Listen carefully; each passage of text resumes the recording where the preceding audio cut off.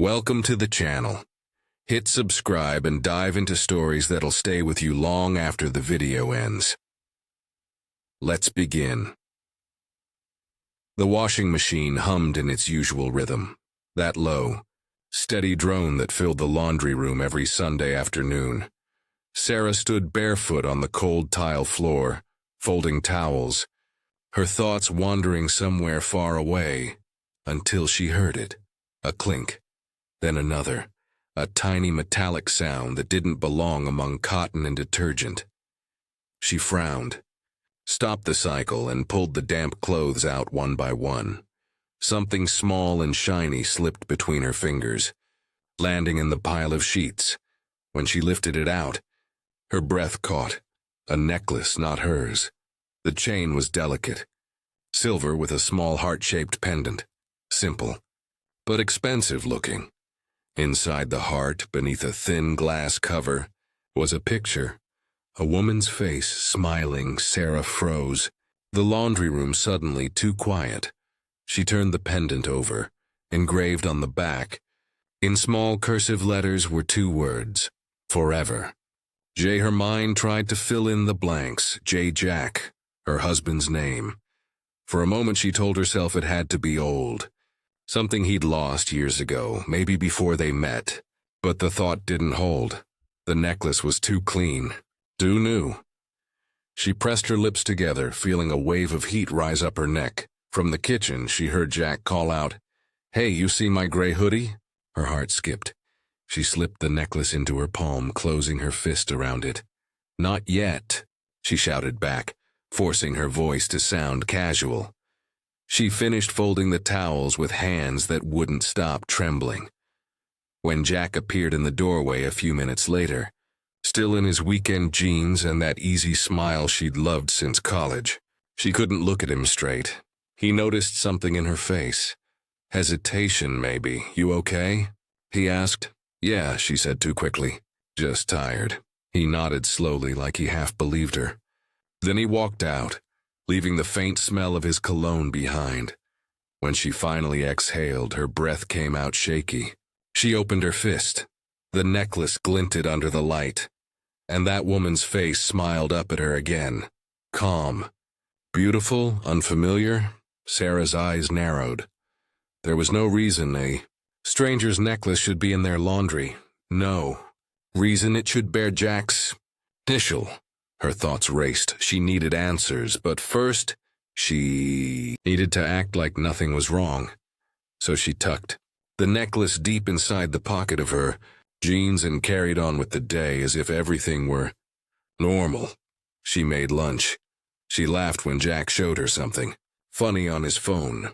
But behind every smile, behind every casual glance, a single question kept echoing like a drumbeat she couldn't silence. Who is she? And why was her necklace in their home?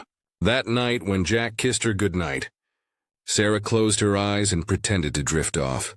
But her mind was wide awake, replaying every word, every moment, every possible clue.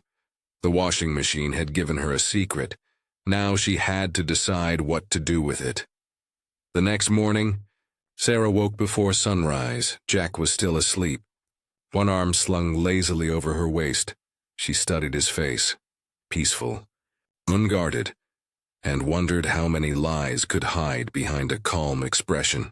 She slipped out of bed quietly, careful not to wake him. In the kitchen, she brewed coffee she didn't really want and stared at the dark window until the first streaks of light crept over the street. Then she opened her laptop. She enlarged the photo inside the pendant. The woman's face she couldn't forget. Dark hair, maybe mid-30s, soft eyes, faint smile. Someone's real person. Someone who had stood in front of a camera, happy, unaware her picture would end up buried in another woman's laundry. Sarah searched her instincts. The face looked familiar, but from where? She thought of the office Christmas party last month. Jack's colleagues, the women he'd introduced her to, smiling politely, shaking hands. And suddenly, her stomach dropped. The woman in the photo, she looked a lot like Megan, Jack's new project manager. Sarah's hands went cold around the mug. Megan had been at their house once, dropping off a binder for Jack, standing just inside the doorway, polite, confident. Her perfume sharp and sweet. Jack had said, "You'll like her. She's great at what she does." Sarah had smiled and said, "Nice to meet you." Now the image in the pendant seemed to stare back, daring her to ask the question out loud. Could it really be her? At breakfast, Jack acted normal, joking about the neighbor's leaf blower, scrolling his phone. Sarah studied every gesture, every glance, and when his phone buzzed, she caught the faint name on the screen before he flipped it face down. Megan. He noticed her watching. "Work stuff," he said quickly, eyes avoiding hers. "We're on a deadline." She nodded, forcing a smile that didn't reach her eyes. All morning she tried to tell herself it was nothing, that the necklace could have fallen into the laundry by accident, maybe mixed in from another load, maybe from somewhere else entirely, but reason felt fragile against the growing throb of suspicion. By afternoon, she was pacing. She opened Jack's dresser drawers, the pockets of his coats, the glove compartment in his car, nothing until behind a stack of receipts.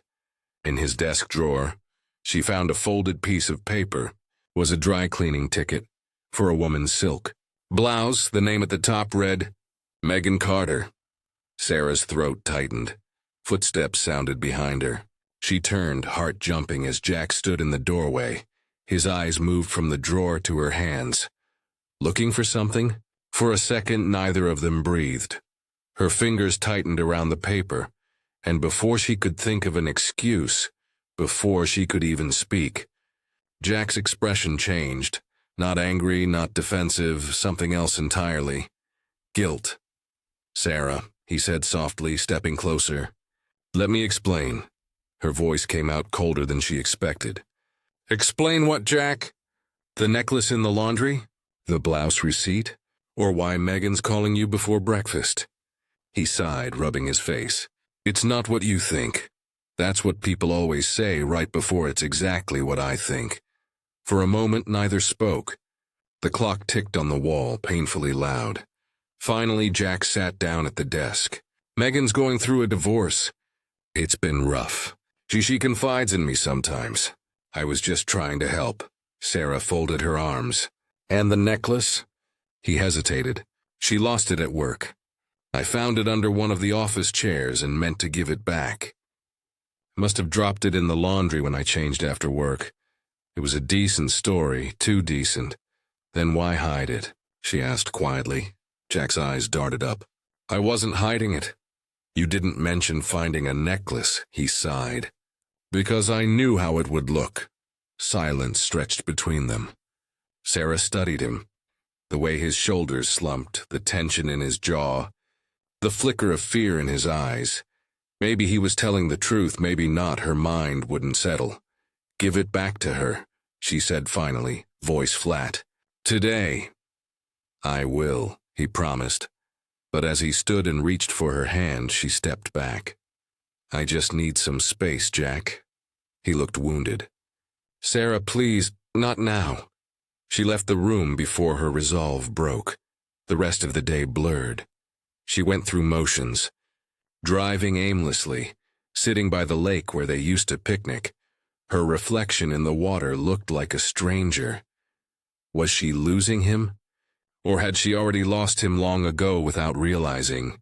When she finally came home that evening, Jack wasn't there. His car was gone. On the counter, she saw the necklace, neatly placed on a folded napkin, and beside it, a note, returning it tomorrow. I promise, but something about it felt wrong. The handwriting looked rushed, uneven. Hours passed. Midnight came and went, no Jack. Then at 1:17 a.m., her phone buzzed. "Unknown number," she answered, heart pounding. A woman's voice, calm, slow. "Is this Sarah Miller?" "Yes. This is Detective Laura Simmons from the Maplewood Police Department. Your husband's been in an accident." Sarah's breath left her in a gasp. What happened?" "He's stable," the detective said quickly. "But he was found outside an office building downtown. We'll need you to come in." Sarah's world tilted. She grabbed her coat, the necklace still on the counter glinting under the dim kitchen light. For one wild second, she thought she saw something. A small crack in the pendant's glass, a dark smudge behind the photo. But there was no time to look closer. She ran out into the night, not knowing the truth was waiting, and that it was far worse than she imagined. The hospital smelled of antiseptic and rain-soaked pavement. Sarah hurried down the corridor, every footstep echoing against the tiles. When she reached the room, Jack was awake, pale, bruised, a thin line of gauze over his temple. He looked up, relief flickering across his face. "Sarah!" She froze at the doorway. "What happened?" Someone hit me. Took my phone, my wallet. I don't remember much after that." She stepped closer, studying his eyes. They looked honest, frightened. The detective entered quietly. "Mrs. Miller, we recovered some items near the scene." One was a necklace. "Recognize it?" Sarah's eyes widened. The same necklace, the one she'd left on the counter. "How did it get there?" she whispered. Jack's face drained of color. "I don't know," he murmured. Detective Simmons nodded slowly. "It had blood on it. We're running tests. It may help us identify who was there." Sarah's head spun. "Blood? Whose?" "We don't know yet, but we did find a car registered to a Megan Carter parked 2 blocks away." Jack's hand gripped the blanket. Sarah stared. "Jack, please tell me." He closed his eyes. "She called me earlier. Said she needed to meet. Said it was urgent. I didn't tell you because I didn't want to upset you." "What did she want?" He hesitated. "She said someone was following her. She sounded scared." Sarah's pulse quickened. "You went to meet her?" He nodded weakly. "I waited outside her office. She never showed. Next thing I knew, someone hit me from behind." Detective Simmons watched them carefully, jotting notes. "Mrs. Miller, we'll need you both to come down to the station tomorrow. There's something else you should see." After she left, silence filled the room. Sarah sat beside Jack's bed, her mind a storm of doubt and fear. If he was telling the truth, if Megan was really in danger, then the necklace wasn't a symbol of betrayal. It was evidence. She finally reached into her pocket and pulled out the pendant she'd found earlier. The one from the laundry. It wasn't identical to the one recovered at the scene. This one had no blood. And inside, beneath the photograph, she noticed the faint edge of folded paper tucked behind the picture. Her hands shook as she pried it open. It was a note, written in Megan's handwriting. "If something happens to me, tell Jack not to trust anyone at the firm. They know." Sarah's breath hitched. Jack looked at her, confusion twisting his face. "What is that?" She read it aloud, every word heavy with new meaning. Jack's expression turned to horror. "Oh my God. Sarah, Megan wasn't just my coworker. She was about to expose financial fraud at the company." Sarah stared, the puzzle snapping together in a single, terrible instant. The necklace hadn't been a token of love. It was a message, and someone wanted it buried. By morning, the world outside the hospital was pale and still. Sarah hadn't slept.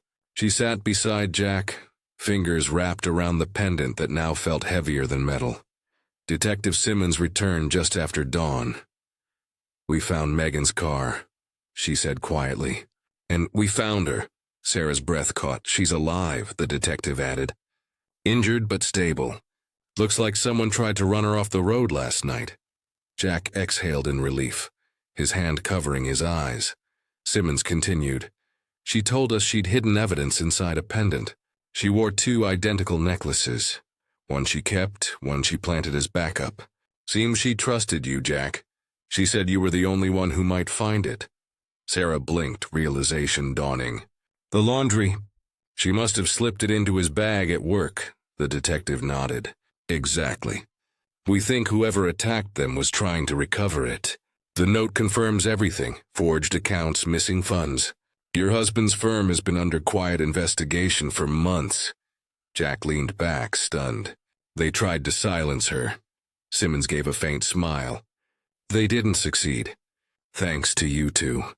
When she left, silence filled the room again. But this time it was a softer silence. Sarah reached for Jack's hand. You should have told me. I know, he whispered. I thought I was protecting you. Her eyes glistened. You protect me by telling me the truth. He nodded, shame and relief mingling on his face. I will, from now on.